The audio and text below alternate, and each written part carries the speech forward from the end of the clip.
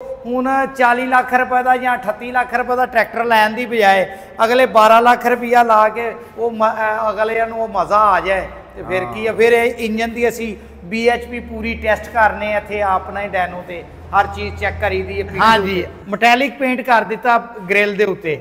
ਇਹੋ ਜਿਹਾ ਪੇਂਟ ਤੇ ਅਸੀਂ ਆਪਣੇ 0 ਮੀਟਰ ਟਰੈਕਟਰ ਤੇ ਨਹੀਂ ਕਰਦੇ, ਬੇਸ਼ੱਕ ਚੈੱਕ ਕਰ ਲਓ ਵੀ ਮੇਰਾ ਨਵਾਂ ਹੀ ਉਹ ਤੇ ਹੱਥ ਲਾ ਕੇ ਦੇਖੋ, ਉਹਦੇ ਨਾਲੋਂ ਯਾਰ ਤੇ ਤੁਹਾਨੂੰ ਬਹੁਤਾ ਮਜ਼ਾ ਆਏਗਾ। ਇਹਦੀ ਚਮਕ ਜ਼ਿਆਦਾ ਹੈ, ਇਹਦੀ ਚਮਕ ਜ਼ਿਆਦਾ। ਮੈਟੈਲਿਕ 12 ਲੱਖ ਰੁਪਈਆ ਖਰਚਾ ਆ ਰਿਹਾ ਕਿਉਂਕਿ ਇਹ 'ਚ ਟਾਇਰ ਵੀ ਨਵੇਂ ਪੈਣੇ।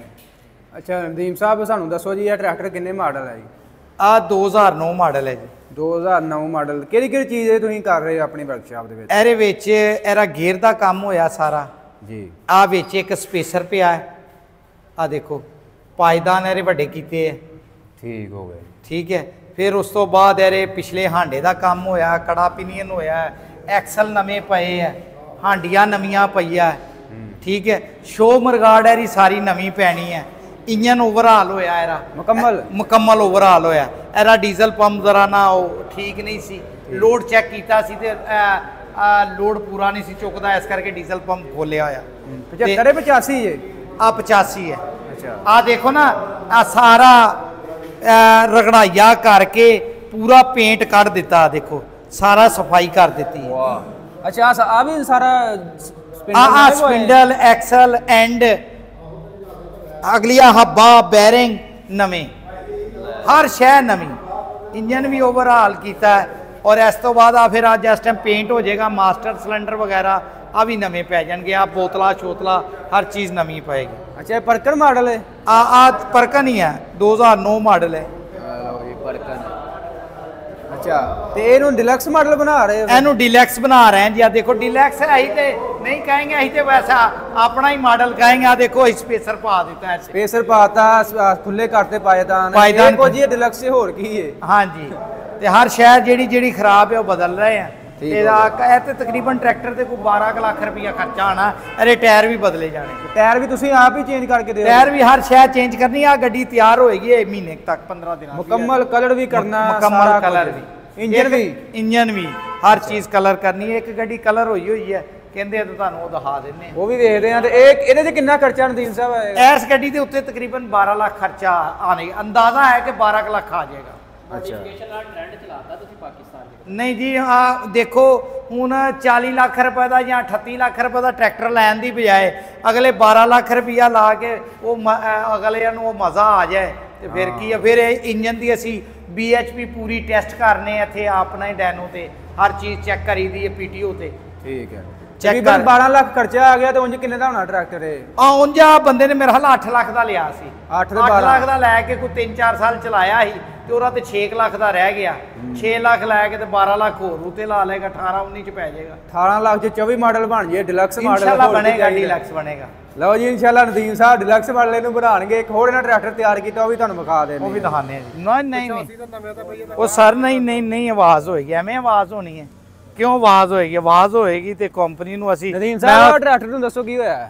ਇਹਦਾ ਇੰਜਨ ਓਵਰਹਾਲ ਹੋ ਰਿਹਾ ਜੀ। ਅੱਛਾ ਜੀ। ਇਸ ਟਰੈਕਟਰ ਦਾ ਵੀ ਇੰਜਨ ਓਵਰਹਾਲ ਹੋ ਰਿਹਾ। ਕਿੰਨੇ ਮਾਡਲ ਹੈ ਇਹ? ਇੱਥੇ ਚੇਸੀ ਪੱਤਰੀ ਤੇ ਲਿਖਿਆ ਹੋਇਆ ਲੱਗ ਰਿਹਾ ਇਹ ਹੁਣੇ ਇੰਜਨ। ਨਹੀਂ ਆ ਹੈਗਾ ਜੀ 19-20 ਤੇ ਹੋਏ। 18 ਮਾਡਲ ਹੈ। ਅੱਛਾ 18 ਮਾਡਲ। 18 ਮਾਡਲ ਹੈ। ਇਹਦਾ ਵੀ ਇੰਜਨ ਹੋ ਰਿਹਾ ਹੈ। ਇੱਕ ਆ ਗੱਡੀ ਹੈਗੀ ਹੈ IMT ਹੈ। ਅੱਛਾ IMT ਬੁੱਲ ਪਾਵਰ। ਆ ਬੁੱਲ ਪਾਵਰ ਦਾ ਵੀ ਇੰਜਨ ਅੱਜ ਤੋਂ 5 ਸਾਲ ਪਹਿਲੇ ਹੋਇਆ ਸੀ, ਸਾਡੇ ਕੋਲ ਕਰਵਾ ਕੇ ਗਿਆ ਸੀ। ਹੁਣ ਦੁਬਾਰਾ ਵੀ ਐਸੇ ਦਾ ਇੰਜਨ ਕਰ ਰਹੇ ਹਾਂ 5 ਸਾਲ ਬਾਅਦ। 5 ਸਾਲ ਬਾਅਦ। ਠੀਕ। ਔਰ ਮਾਸ਼ਾਅੱਲਾ ਮੈਂ ਉਹਨੂੰ ਕਿਹਾ ਯਾਰ ਟਾਈਮ ਨਹੀਂ ਹੈਗਾ, ਕਹਿੰਦੇ ਨਦੀਮ ਸਾਹਿਬ ਤੁਸੀਂ ਤੇ ਵਿਹਲੇ ਹੋਣਾ ਹੀ ਨਹੀਂ, ਮੈਂ ਲਿਆ ਕੇ ਖੜਾ ਕਰ ਦੇਣਾ, ਜਦੋਂ ਹੋਏਗਾ ਕਰ ਦੇਣਾ। ਗੁੱਡ ਹੋ ਗਿਆ। ਇੱਕ ਇਹਦਾ ਮਾਸ਼ਾਅੱਲਾ ਹਿੱਸਾ ਉਸਾ ਕਰ ਰਹੇ ਹਾਂ। ਇਹਦਾ ਕੀ ਹੋਣਾ? ਇਹਦਾ ਫਰੰਟ ਹਿੱਸਾ ਹੋ ਰਿਹਾ 75-85 ਹੈ ਵੀ। ਆ ਵੀ 85 ਹੈ। ਅੱਛਾ ਇਹਦਾ ਵੀ ਫਰੰਟ ਹੋ ਰਿਹਾ ਜੀ। ਇਹਦਾ ਫਰੰਟ ਹਿੱਸਾ ਹੋ ਰਿਹਾ। ਹੁਣ ਤੁਹਾਨੂੰ ਪੇਂਟ ਵਾਲਾ ਦਿਖਾ ਦੇਣਾ। ਅੰਦਰ ਬੱਤੀਆਂ ਪਾ ਲਈ, ਅੰਦਰੋਂ ਲਾਈਟਾਂ ਪਾ ਲਓ। ਇੱਧਰ ਜੀ ਇੱਕ ਪੇਂਟ ਵਾਲਾ ਜੀ ਮੁਕੰਮਲ ਨਦੀਮ ਸਾਹਿਬ ਨੂੰ ਜਿਹੜਾ ਤਿਆਰ ਕੀਤਾ ਹੈ। ਹਾਂ ਮਾਸ਼ਾਅੱਲਾ ਚੈੱਕ ਕਰੋ ਜੀ, ਟਰੈਕਟਰ ਵਗੈਰਾ ਖੜੇ ਨੇ ਇੱਥੇ, ਪੀਲੇ ਕਲਰ 'ਚ ਵੀ, ਰੈੱਡ ਕਲਰ 'ਚ ਵੀ। ਆਹ ਦੇਖੋ ਜੀ, ਚੈੱਕ ਕਰੋ ਜੀ, ਨਵੀਂ ਸ਼ਿਪਮੈਂਟ ਪਹੁੰਚ ਗਈ। ਆਹ ਦੇਖੋ ਜੀ, ਆਹ 2006 ਮਾਡਲ ਜੀ। ਲਓ ਜੀ ਦੋਸਤੋ, ਕੋਈ ਪਛਾਣ ਸਕਦਾ 6 ਮਾਡਲ? ਚੈੱਕ ਕਰੋ। ਨਦੀਮ ਸਾਹਿਬ ਨੂੰ ਇਹਦੀ ਦੱਸੋ ਕਿਹੜੀ ਚੀਜ਼ ਤੁਹਾਨੂੰ ਲਾਈ ਇਹਦੇ ਨਾਲ? ਇਹਦੇ ਵਿੱਚ ਇੰਜਨ ਇਹਦਾ ਜਿਹੜਾ ਸੀ ਉਹ ਠੀਕ ਸੀ ਜੀ। ਇੰਜਨ ਠੀਕ ਸੀ, ਸਿਰਫ ਇੱਕ ਇਹਦਾ ਇੰਜਨ 'ਚ ਪ੍ਰੋਬਲਮ ਸੀ, ਇਹਦਾ ਤੇਲ ਪਾਣੀ ਮਿਕਸ ਹੁੰਦਾ ਸੀ ਤੇ ਇਹਦਾ ਕੂਲਰ ਖਰਾਬ ਸੀ, ਅਸੀਂ ਕੂਲਰ ਬਦਲ ਦਿੱਤਾ। ਠੀਕ ਹੋ ਗਿਆ। ਠੀਕ ਹੈ। ਉਸ ਤੋਂ ਬਾਅਦ ਗੇਅਰ ਦਾ ਕੰਮ ਕੀਤਾ, ਕੜਾ ਪਿਨੀਅਨ ਪਾਇਆ, ਹਾਂਡੀ ਕੜਾ ਪਿਨੀਅਨ ਪਾਇਆ, ਹਾਈਡ੍ਰੋਲਿਕ ਪੰਪ ਕੀਤਾ, ਟਾਪਾ ਕੀਤਾ, ਬ੍ਰੇਕਾਂ ਕੀਤੀਆਂ, ਪਿਛਲੀਆਂ ਹਾਂਡੀਆਂ ਕੀਤੀਆਂ, ਮਰਗਾੜ ਨਵੇਂ ਪਾਏ ਆ, ਐਕਸਲ ਨਵੇਂ ਪਾਏ ਆ, ਮੁੱਕੀਆਂ ਨਵੀਆਂ ਪਾਈਆਂ, ਅਗਲੀਆਂ ਹੱਬਾਂ ਨਵੀਆਂ ਪਾਈਆਂ। ਤੇ ਇਸ ਸਾਈਡ ਤੋਂ ਆ ਜਾਓ, ਲਾਈਟਾਂ ਵੀ ਨਵੀਆਂ ਪਾਈਆਂ, ਲਾਈਟਾਂ ਵੀ ਸਾਰੀਆਂ ਨਵੀਂ, ਵਾਇਰਿੰਗ ਸਾਰੀ ਨਵੀਂ। ਔਰ ਇਧਰੋਂ ਆ ਦੇਖੋ, ਆ ਸਾਰੇ ਮਾਸਟਰ ਸਿਲੰਡਰ ਨਵੇਂ, ਯੂਨਿਟ ਨਵਾਂ। ਠੀਕ ਹੈ। ਸਾਰਾ ਟਰੈਕਟਰ ਤੁਹਾਨੂੰ ਪਿੱਛੋਂ ਵੀ ਦੇਖੋ, ਤੁਹਾਨੂੰ ਬ੍ਰੈਂਡ ਨਿਊ ਨਜ਼ਰ ਆਏਗਾ। ਸਿਰਫ ਇਹਨੂੰ ਸਟicker ਲੱਗਣ ਵਾਲੇ ਰਹਿ ਗਏ ਆ, ਬਾਕੀ ਸਾਰਾ ਗੱਡੀ ਕੰਪਲੀਟ ਹੈ। ਤੇ ਐਰ ਤੇ ਉੱਤੇ ਇਸ ਗੱਡੀ ਦੇ ਉੱਤੇ ਮਾਸ਼ਾਅੱਲਾ 7.5 ਲੱਖ ਰੁਪਏ ਖਰਚਾ ਆਇਆ। 7.5 ਲੱਖ ਰੁਪਏ ਔਰ ਇਹਦਾ ਫਰੰਟ ਦਾ ਰੈਪਰ ਤਾਂ ਤੁਸੀਂ ਹੱਥ ਮਾਰ ਕੇ ਦੇਖੋ, ਤੁਹਾਨੂੰ ਮਜ਼ਾ ਆਏਗਾ ਇੱਥੇ ਹੱਥ ਲਾਉਣ ਦਾ। ਵਾਹ, ਇਹ ਤੇ ਕਾਰ ਵਾਲਾ ਹੀ ਪੇਂਟ ਹੈ। ਹਾਂਜੀ, ਮੈਟੈਲਿਕ ਪੇਂਟ ਕਰ ਦਿੱਤਾ ਗ੍ਰਿਲ ਦੇ ਉੱਤੇ। ਇਹੋ ਜਿਹਾ ਪੇਂਟ ਤੇ ਅਸੀਂ ਆਪਣੇ 0 ਮੀਟਰ ਟਰੈਕਟਰ ਤੇ ਨਹੀਂ ਕਰਦੇ, ਬੇਸ਼ੱਕ ਚੈੱਕ ਕਰ ਲਓ ਵੀ ਮੇਰਾ ਨਵਾਂ ਹੀ ਹੈ। ਉਹ ਤੇ ਹੱਥ ਲਾ ਕੇ ਦੇਖੋ, ਉਹਦੇ ਨਾਲ ਵਾਇਰ ਤੇ ਤੁਹਾਨੂੰ ਬਹੁਤਾ ਮਜ਼ਾ ਆਏਗਾ। ਇਹਦੀ ਚਮਕ ਜ਼ਿਆਦਾ ਹੈ, ਇਹਦੀ ਚਮਕ ਜ਼ਿਆਦਾ, ਮੈਟੈਲਿਕ ਪੇਂਟ ਔਰ ਸ਼ਾਈਨਿੰਗ ਜ਼ਿਆਦਾ ਕਰ ਦਿੱਤੀ। Very good. ਆ ਦੇਖੋ ਨਾ, ਸਾਰੀਆਂ ਆ ਜਿਹੜੀਆਂ ਚੀਜ਼ਾਂ ਹੈ ਆ ਸਾਰੀਆਂ ਨਵੀਆਂ ਲਾ ਦਿੱਤੀਆਂ ਤਾਂ ਕਿ ਗੱਡੀ ਨਵੀਂ ਨਜ਼ਰ ਆਏ। ਹੁਣ ਬੈਕ ਸਾਈਡ ਤੋਂ ਵੀ ਦੇਖੋ, ਤੁਹਾਨੂੰ ਗੱਡੀ ਨਵੀਂ ਨਜ਼ਰ ਆਏਗੀ। ਬੈਕ ਸਾਈਡ ਤੇ ਆ ਜਾਓ ਥੋੜਾ ਜਿਹਾ। ਟਾਇਰ ਨਹੀਂ ਉਹਨਾਂ ਚੇਂਜ ਕਰਾਏ? ਟਾਇਰ ਨਹੀਂ ਚੇਂਜ ਕਰਾਇਆ। ਦੇਖੋ ਮੈਂ ਇੱਧਰ ਆ ਜਾਣਾ, ਆ ਦੇਖੋ ਇਸ ਸਾਈਡ ਤੋਂ ਦੇਖੋ, ਇਸ ਸਾਈਡ ਤੋਂ ਸੰਗਲੀਆਂ, ਇਹ ਵਾਲੀਆਂ ਸੰਗਲੀਆਂ ਜਿਹੜੀਆਂ ਕੋਈ ਕੰਪਨੀ ਲਾ ਕੇ ਦਿੰਦੀ ਹੈ। ਦੇਖੋ ਜ਼ਰਾ ਆ ਸੰਗਲੀ ਦੇਖੋ ਸਕਾਈ ਦੀ, ਉਹ ਜਿਹੜੇ ਬੰਦੇ ਨੇ ਬਣਾਉਣਾ ਹੈ ਉਹਨੇ ਬਣਾਉਣੀਆਂ ਹੀ ਬੰਦ ਕਰ ਦਿੱਤੀ, ਕਹਿੰਦੇ ਐਡੀ ਮਹਿੰਗੀ ਪੈਂਦੀ ਹੈ, ਬਾਰੇ 'ਚ ਹੀ ਨਹੀਂ। ਆ ਦੇਖੋ ਕਿੱਡੀ ਭਾਰੀ ਸੰਗਲੀ ਲਾਈ ਜੀ ਸਾਹਿਬ। ਅਸੈਂਬਲੀ ਜਿਹੜੀ ਲਾਈ ਹੈ, ਅਸੈਂਬਲੀਆਂ ਨੇ ਡਬਲ ਲਵਾਈ ਹੈ, ਡਬਲ ਕਪਲਰ ਲਵਾਏ ਹੈ, ਡਬਲ ਸੰਭਲੀ ਲਵਾਈ ਹੈ।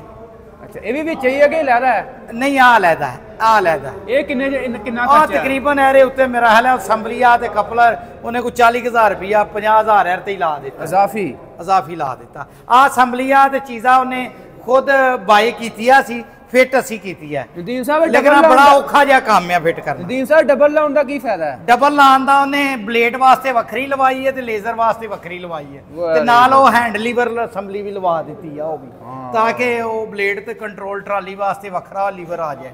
ਲੈ, ਪੂਰਾ ਮਾਹੌਲ ਆ ਬੜਾ ਔਖਾ ਜਿਹਾ ਕੰਮ ਹੈ, ਟਾਈਮ ਬੜਾ ਲੱਗਦਾ, 3 ਦਿਨ ਲੱਗ ਗਏ ਇਹ ਨਦੀਮ ਸਾਹਿਬ ਉਹਨੇ ਆਪ ਹੀ ਤੁਹਾਨੂੰ ਦਿੱਤਾ ਸੀ ਇਹਦਾ ਆਈਡੀਆ ਕਿ ਜਾਂ ਤੁਸੀਂ ਲਾ ਦਿੱਤੀ? ਨਹੀਂ, ਉਹਨੇ ਆਈਡੀਆ ਦਿੱਤਾ ਸੀ, ਲੇਕਿਨ ਇੰਪਲੀਮੈਂਟ ਜਿਹੜਾ ਹੈ ਨਾ, ਇਹਨੂੰ ਸਲੀਮ ਸਾਹਿਬ ਨੇ ਕੀਤਾ ਹੈ। 3 ਦਿਨਾਂ ਦੇ ਵਿੱਚ ਆ ਸਾਰੀ ਫਿਟਿੰਗ ਹੋਈ ਹੈ। ਨਦੀਮ ਸਾਹਿਬ, ਇਹਦੇ ਪੈਪ ਦੇਖੋ ਕਿਸ ਤਰ੍ਹਾਂ ਦੇ ਲੋਹੇ ਦੇ ਪੈਪ ਲੱਗੇ ਆ ਤੇ ਕੀ ਲੱਗਾ ਹੈ, ਡਬਲ ਕੰਮ। ਆਹੋ ਜਿਹਾ ਕੰਮ ਜਿਹੜਾ ਨਾ ਛੇਤੀ ਕਿਤੇ ਹੀ ਫੜਦੇ ਨਹੀਂ, ਟਾਈਮ ਹੀ ਨਹੀਂ ਇੰਨਾ ਹੁੰਦਾ। ਅਗਰ ਕੋਈ ਸ਼ੌਕੀਆ ਕਰਾਉਣਾ ਚਾਹੇ ਤਾਂ ਬਸ ਫਿਰ ਉਹ ਟਾਈਮ ਉਹ ਵੀ ਬਰਦਾਸ਼ਤ ਕਰੇ, ਫਿਰ ਟਾਈਮ ਲੈਣਾ ਪਏਗਾ ਜੀ। ਅਗਰ ਟਾਈਮ ਲੈਣਾ ਪਏਗਾ, ਟਾਈਮ ਤੋਂ ਬਗੈਰ ਨਹੀਂ ਕੰਮ ਹੁੰਦਾ। ਅੱਜ ਕੱਲ ਨਦੀਮ ਸਾਹਿਬ ਕੋਲ ਟਾਈਮ ਨਹੀਂ ਹੈਗਾ ਜੀ ਹਜੇ ਫਿਲਹਾਲ। ਠੀਕ ਹੈ ਅੱਜ ਕੱਲ ਦੇ ਹੁਣ ਮਹੀਨਾ ਕਿਸੇ ਨੂੰ ਟਾਈਮ ਨਹੀਂ, ਨਾ ਇੰਜਨ ਦਾ ਨਾ ਗੇਅਰ ਦਾ, ਕੋਈ ਬੰਦੇ ਦਾ ਕੰਮ ਜਿਹੜਾ ਹੈ ਨਾ, ਅਸੀਂ ਇਸ ਸੀਜ਼ਨ ਦੇ ਵਿੱਚ ਹੋਰ ਨਹੀਂ ਫੜਨਾ। ਮਤਲਬ ਲੋਕ ਕਹਿਣ ਜੀ ਨਦੀਮ ਸਾਹਿਬ ਸਾਡਾ ਵੀਡੀਓ ਜਾਂਦੀ ਹੈ, ਹਰ ਬੰਦਾ ਅਸੀਂ ਟਰੈਕਟਰ ਕਰਾਣਾ, ਲੇਕਿਨ ਆ ਮਹੀਨਾ ਜਿਹੜਾ ਨਾ, ਜਿਹੜੇ ਅਸੀਂ ਫੜ ਲਿੱਤੇ ਹੋਏ ਨਾ ਹੁਣ ਤੱਕ, ਸਿਰਫ ਉਹੋ ਹੀ ਕਰਾਂਗੇ, ਸੀਜ਼ਨ ਤੋਂ ਬਾਅਦ ਦੁਬਾਰਾ ਫੜेंगे ਟਰੈਕਟਰ। ਠੀਕ ਹੈ ਨਦੀਮ ਸਾਹਿਬ, ਬਹੁਤ ਮਿਹਰਬਾਨੀ, ਬਹੁਤ ਸ਼ੁਕਰੀਆ ਜੀ। ਓਕੇ।